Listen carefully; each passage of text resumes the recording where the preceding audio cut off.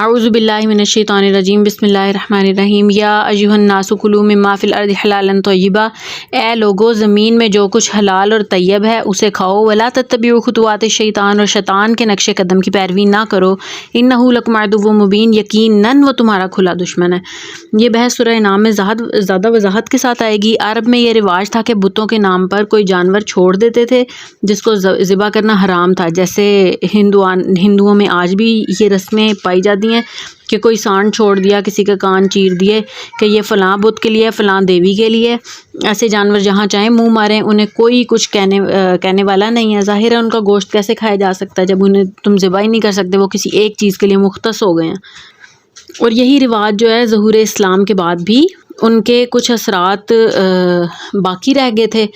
آباء و اجداد کی رسمیں جو کرنوں سے چلی آ رہی ہوں وہ آسانی سے چھوٹتی نہیں ہیں، کچھ نہ کچھ اثرات رہتے ہیں۔ جیسے آج بھی ہمارے ہاں ہندوانہ اثرات موجود ہیں، تو ایسے لوگوں سے کہا جا رہا ہے کہ مشرکانہ توہمات کی بنیاد پر تمہارے مشرک باپ دادا نے اگر کچھ چیزوں کو حرام ٹھہرا لیا تھا اور کچھ کو حلال قرار دے لیا ہے تو اس کی کوئی حیثیت نہیں ہے۔ تم شیطان کی پیروی میں مشرکانہ توہمات کے تحت اللہ تعالیٰ کی حلال ٹھہرائی ہوئی چیزوں کو حرام مت ٹھہراؤ، جو چیزیں بھی اصلاً حلال اور پاکیزہ و طیب ہیں اسے کھاؤ۔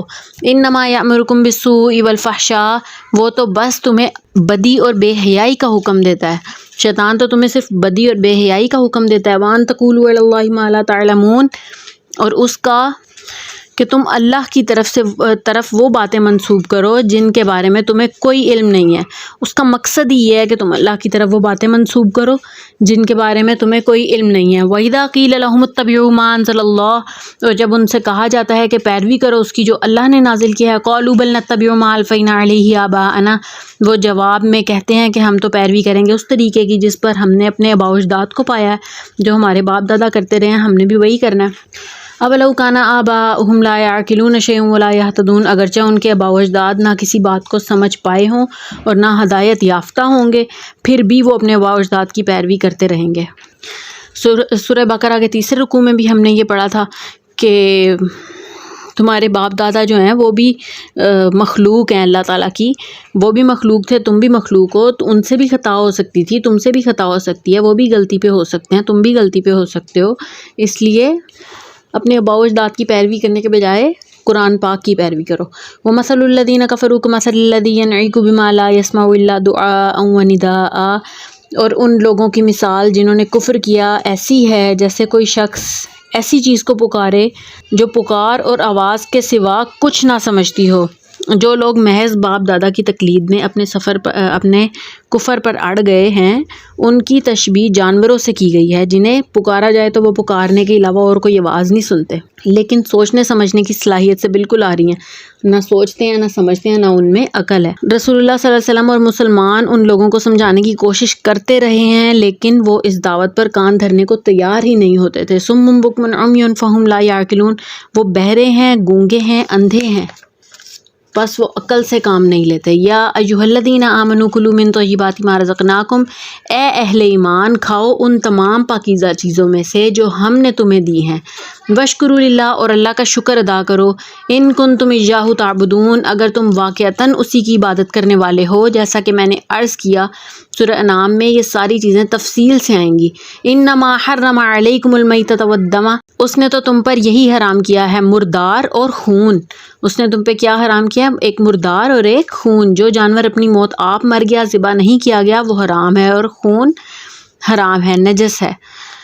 اسی لیے اہل اسلام کا ذبح کرنے کا طریقہ یہ ہے کہ صرف گردن کو کاٹا جائے تاکہ اس میں شریانیں وغیرہ کٹ جائیں اور جسم کا اکثر خون نکل جائے، لیکن اگر جھٹکا کیا جائے یعنی تیز دھار آلے سے ایک ہی وار میں جانوروں کی گردن الگ کر دی جائے، جیسے سکھ کرتے ہیں یا یورپ میں یہی طریقہ جو عام ہے، تو پھر خون جسم کے اندر ہی رہ جاتا ہے۔ اس طریقے سے مارا گیا جانور بھی حرام ہے۔ وَلَحْمَ الْخِنْزِيرِ، اور خنزیر کا گوشت، وَمَا أُهِلَّ بِهِ لِغَيْرِ اللَّهِ، اور جس پر اللہ کے سوا کسی کا نام پکارا گیا ہو، یعنی کسی جانور کو ذبح کرتے ہوئے کسی بت کا، کسی دیوی کا، کسی دیوتا کا، الغرض اللہ کے سوا کسی کا بھی نام لیا گیا ہو تو وہ حرام ہے، اس کا گوشت کھانا حرام مطلق ہے۔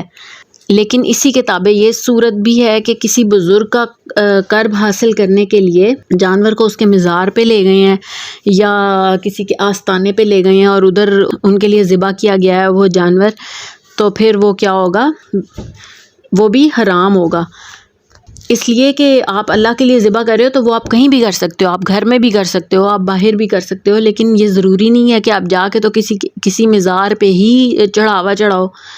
یہ تو چڑھاوا چڑھانے والی بات ہو گئی۔ وہ کھانے جو اہل عرب میں اس وقت رائج تھے، اللہ تعالیٰ نے بنیادی طور پہ ان میں سے 4 چیزوں کی حرمت کا قرآن حکیم میں بار بار اعلان کیا ہے۔ مکی صورتوں میں بھی ان چیزوں کی حرمت کا متعدد بار بیان ہوا ہے، اور یہاں سورہ بقرہ میں بھی جو مدنی صورت ہے اس کے بعد سورہ مائدہ میں بھی یہ مضمون پھر آئے گا۔ ان 4 چیزوں کی حرمت کے بارے میں حلال و حرام کی تفصیل پیش کرنا ہرگز مقصود نہیں، بلکہ مشرکین کی تردید کرنا ہے۔ فَمَنِ اضْطُرَّ غَيْرَ بَاغٍ وَلَا عَادٍ فَلَا إِثْمَ عَلَيْهِ، پھر جو کوئی مجبور ہو جائے اور وہ خواہش مند اور حد سے آگے بڑھنے والا نہ ہو تو اس پر کوئی گناہ نہیں۔ اگر کوئی شخص مجبور ہو جائے، بھوک سے مر رہا ہے، تو پھر وہ اتنا کھا لے جس سے اس کی جان بچ جائے۔ حرام کردہ چیز بھی وہ اس حد تک کھائے کہ جس سے اس کی جان بچ جائے، اس سے زیادہ نہیں کھا سکتا وہ۔ اور یہ کہ وہ اس چیز کی وجہ سے نہ مر رہا ہو، جس طرح اب کچھ لوگ نشہ کرتے ہیں، اس کی وجہ سے انہیں کہ مر رہے ہوتے ہیں کہ بھئی ہمیں وہ دے دو، مطلب وہ حلال نہیں ہے، وہ نشہ حلال نہیں ہے۔ لیکن اس طرح اگر کسی کی کوئی مر رہا ہے، کسی کی جان جا رہی ہے، تو اس کے لیے اگر آپ تھوڑا بہت وہ یوز کر لیں جو اللہ تعالیٰ نے حرام بھی کیا ہے، اس وقت وہ اللہ تعالیٰ نے اس وقت کے لیے اسے حلال کر دیا ہے کہ اتنا لے جتنے میں اس کی جان بچ جائے۔ ان اللہ غفور الرحیم، یقیناً اللہ بخشنے والا رحم کرنے والا ہے۔ ان الذین یکتمون ما انزل اللہ من الکتاب ویشترون بہ ثمنا قلیلا، یقیناً وہ لوگ جو چھپاتے ہیں اس کو جو اللہ نے نازل کیا ہے کتاب میں سے اور فروخت کرتے ہیں اسے بہت حقیر سی قیمت پر، یعنی اس کے عوض دنیاوی فائدوں کی صورت میں حقیر قیمت قبول کرتے ہیں۔ اولئک ما یاکلون فی بطونہم الا النار، یہ لوگ نہیں بھر رہے اپنے پیٹوں میں مگر آگ۔ ولا یکلمہم اللہ یوم القیامہ، اور اللہ ان سے کلام نہیں کرے گا قیامت کے دن۔ ولا یزکیہم، اور نہ انہیں پاک کرے گا۔ ولہم عذاب علیم، اور ان کے لیے دردناک عذاب ہوگا، دردناک عذاب ہے۔